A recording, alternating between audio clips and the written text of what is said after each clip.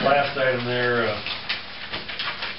Mike and I didn't meet with Homeland Security on storm damage last week. Actually, it happened that those people were here the same day that we actually had the guy from Rick Robinson from Iowa Homeland Security was here by himself for the ice storm, this last ice storm, just to make sure we were understood what the rules were at this point. It sounds like there is some clarification that they're trying to get between Region 7, FEMA, and National FEMA on whether they're going to consider salting and sanding an emergency protective measure. Iowa and Region 7 are arguing it should be covered. I guess the National is dragging their feet a little bit on giving them a clear answer on that.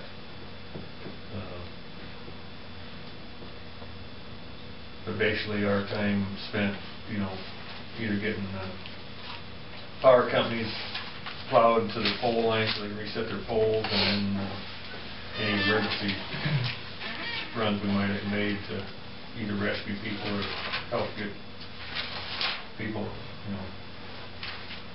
pulled out of the snowbank. What about debris? There would be debris coverage if, but we told them we didn't know that of a whole lot of debris that we had on secondary roads. I mean, there'd be some out there, but yeah, that's covered too. And then a few hours later, we actually had 3 guys show up from, 2 of them from State Homeland Security and 1 from FEMA to talk about the December snowstorm. And we visited with Jim Bullock, and he indicated that the second one is eligible. What are your feelings about the first one? We asked them that too, and they didn't really give us any good answer. Do you know what we turned in for dollars, just secondary roads, for the first one? I think on the first one it was about 170,000 something. But I mean, I guess they weren't real clear yet on the time frame. They're saying to track all that, but when they actually make the declaration, then they might change that window of what time period they're going to cover. So we were told that you could only use 48 hours, consecutive hours. Yeah, and I'm not sure. They didn't really say that again the other day, so I'm not sure where that exactly came from. But Mike had turned in about 170,000 for the 22nd to the 31st. So, I mean, that's obviously more than 48 hours. But hopefully they'll still allow us to pick the 48 hours, because, of course, our biggest cost would be overtime on weekends and holidays. So, I don't know. I sort of have a feeling that the first one might not get declared. I don't.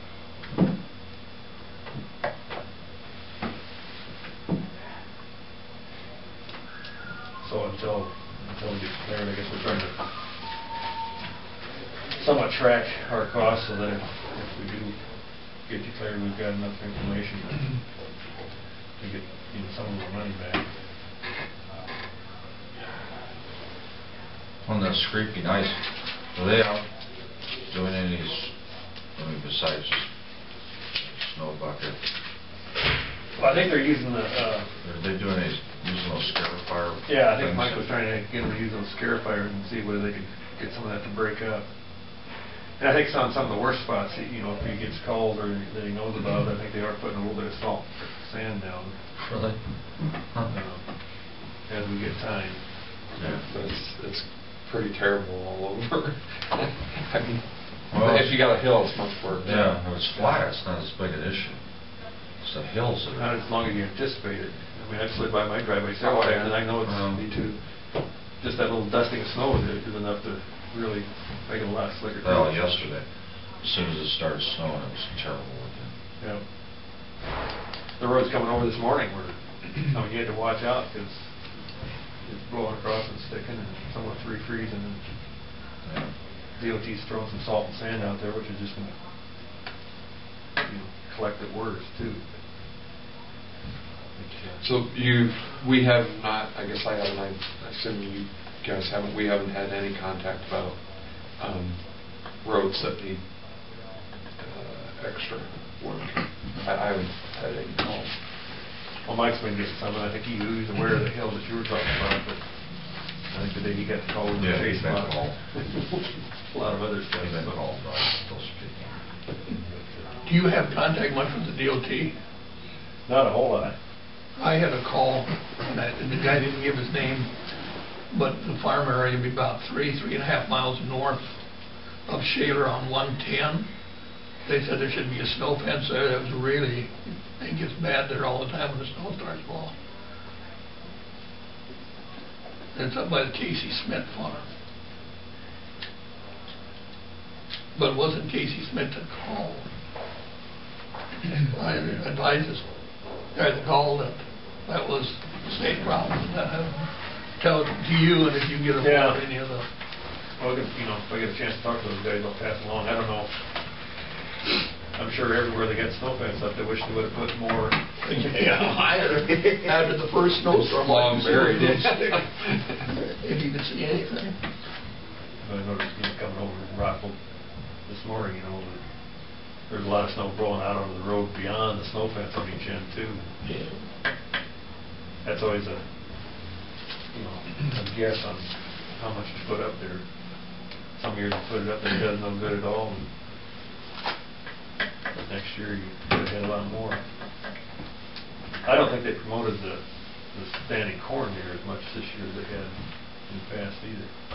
Just in our farming operation, the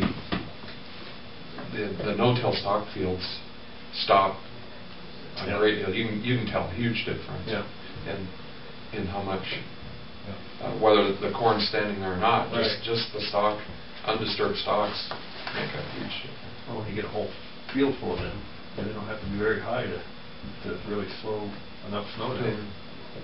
Otherwise, they blow just about clear, and all that snow ends up wherever the wind deposits it, and a lot of times that's next to the road or on the road. So. My yard. Mine too. I find out mowing your lawn to keep it down short in the fall, and when the leaves fall, dirt the neighbors. But no fool, the wind just blows everything. I've got that bean field behind me. And when you used to mow, we let our lawn go a little bit long in the fall of the year, and we'd have all the leaves there. You mow that lawn down, and everything goes out in that bean field. It just falls. We don't have any leaves in that yard. Anyway, that's all I had. Okay. Thanks, Ron. Is this a copy for me on the... I move to adjourn. Second. All those in favor, say aye. Aye. Aye. Adjourn. Give us a contract.